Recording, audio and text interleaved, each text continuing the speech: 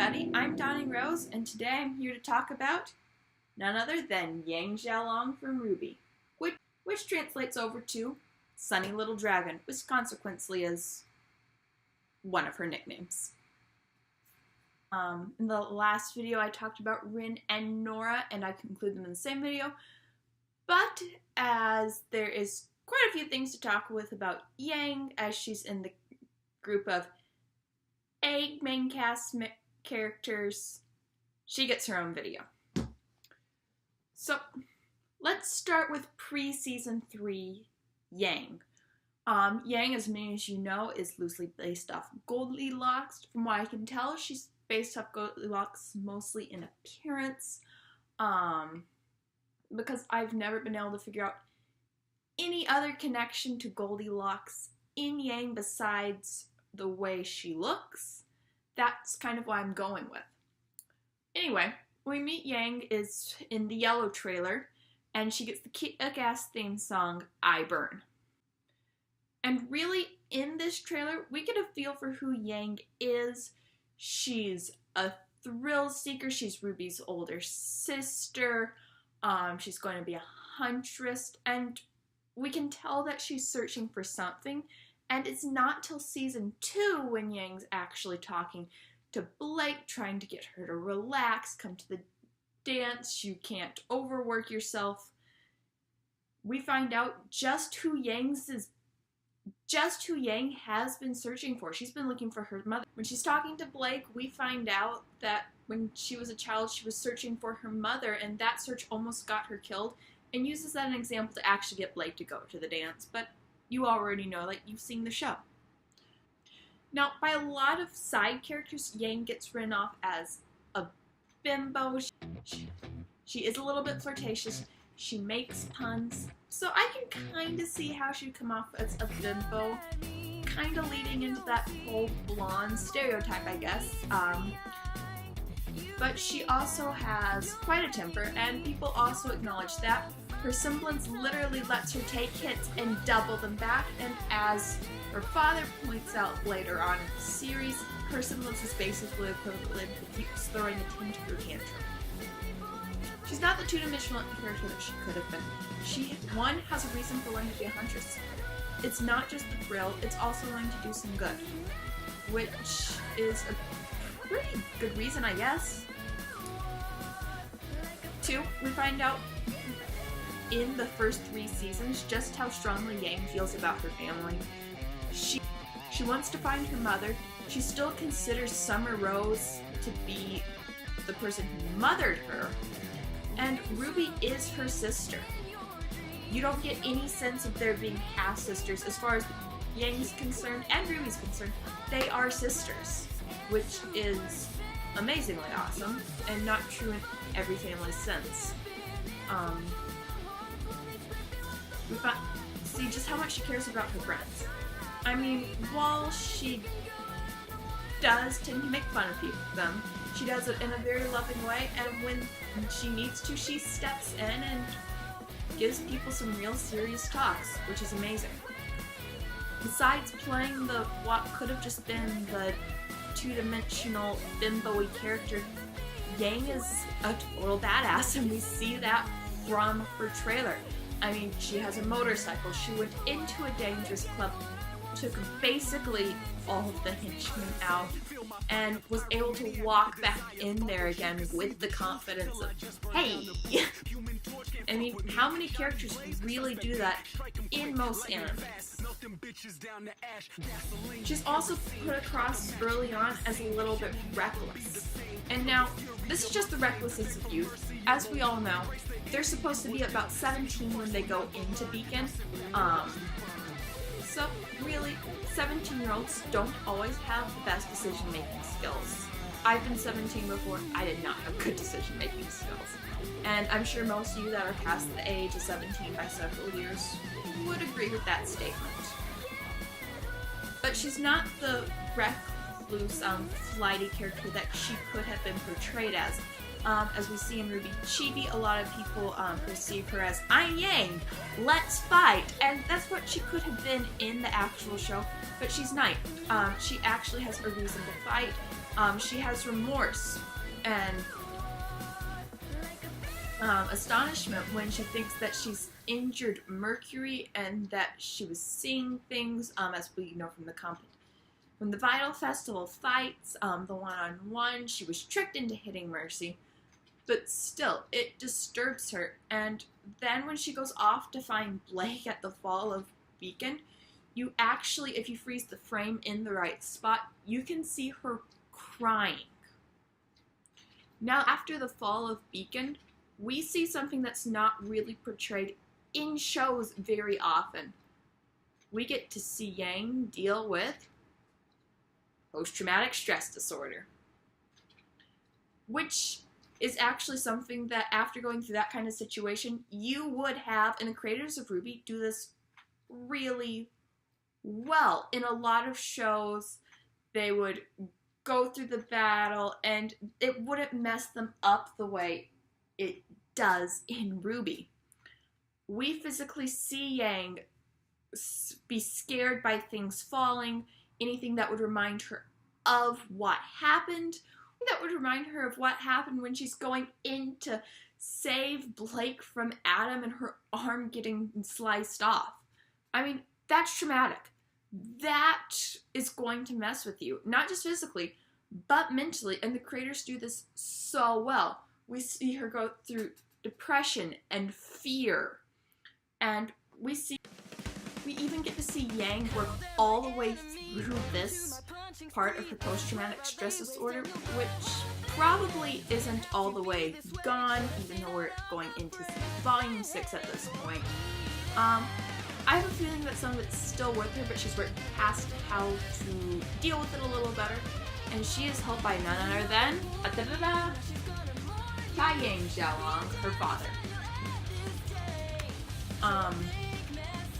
And this really brings into that really great relationship she has, into a really good relationship she does actually have with her family that she grew up with.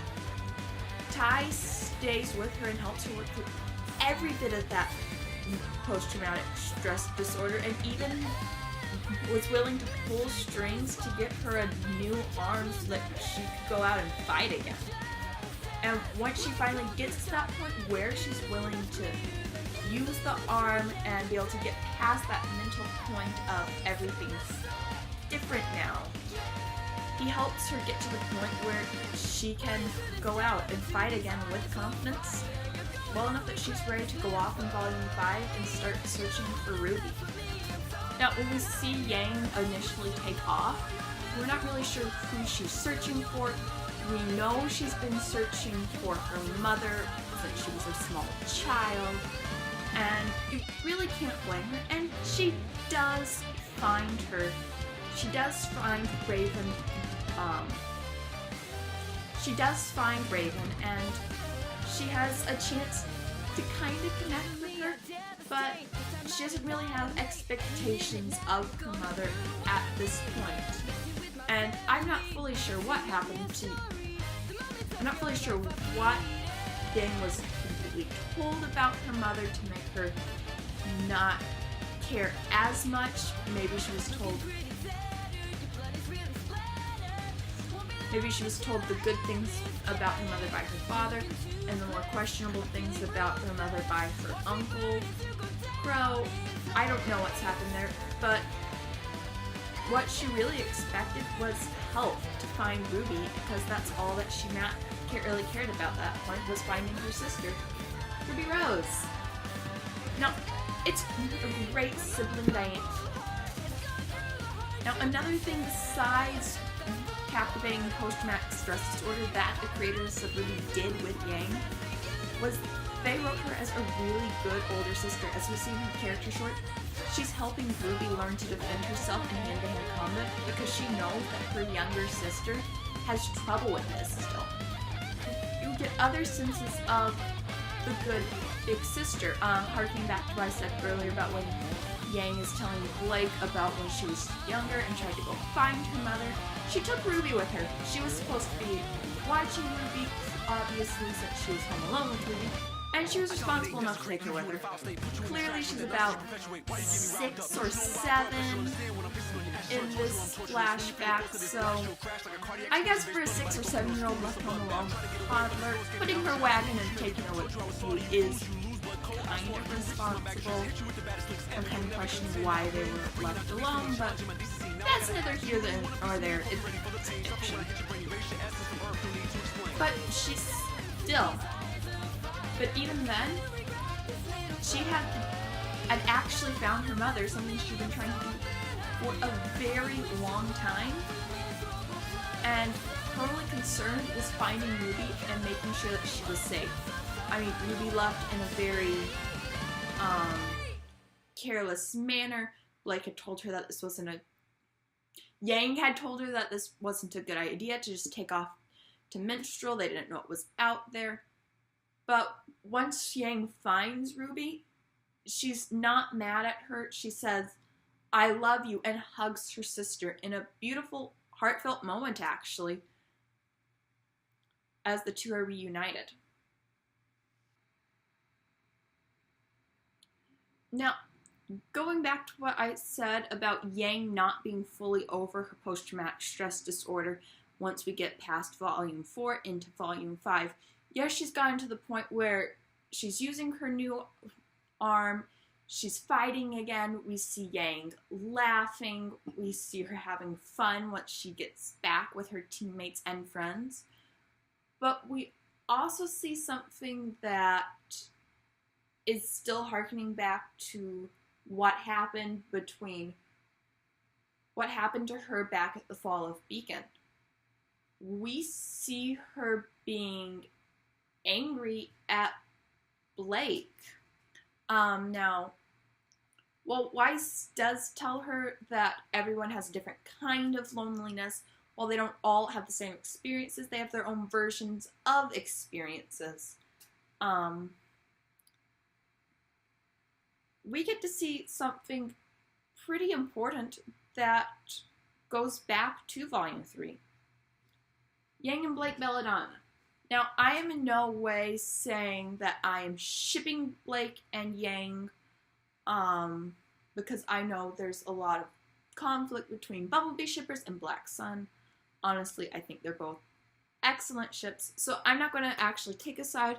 I am going to actually talk about how they have a very close friendship, because it's not clear what the relationship is, but we can tell that they're very close. Adam could tell that Yang meant something to Blake just from seeing reactions, and that's why he wanted to hurt Yang. That's why Yang lost her arm. And we can also tell that Yang has a very strong feelings towards Blake, in the fact that she's upset that because Blake wasn't there. And that really goes back into Yang having post-traumatic stress disorder and dealing with everything that's happened. She's hurt and confused by this abandonment of someone that was very close to her previous to that Fall of Beacon. If you liked this video, please leave a like and a comment down below. I would love to see what you feel I've missed in my little talk about Yang Xiaolong. And if you have an idea of what I should actually call this part of my channel, at the moment I'm calling it what? Taking a closer look at. If you have a cooler name or a better name, I would love to hear it, because honestly I think the name of this is kind of lame at the moment, and I haven't been able to think of something better. So leave your thoughts about that and more information on Yang Xiaolong that I missed in the comments below. And until next time, I'm Donnie Rose, and bye!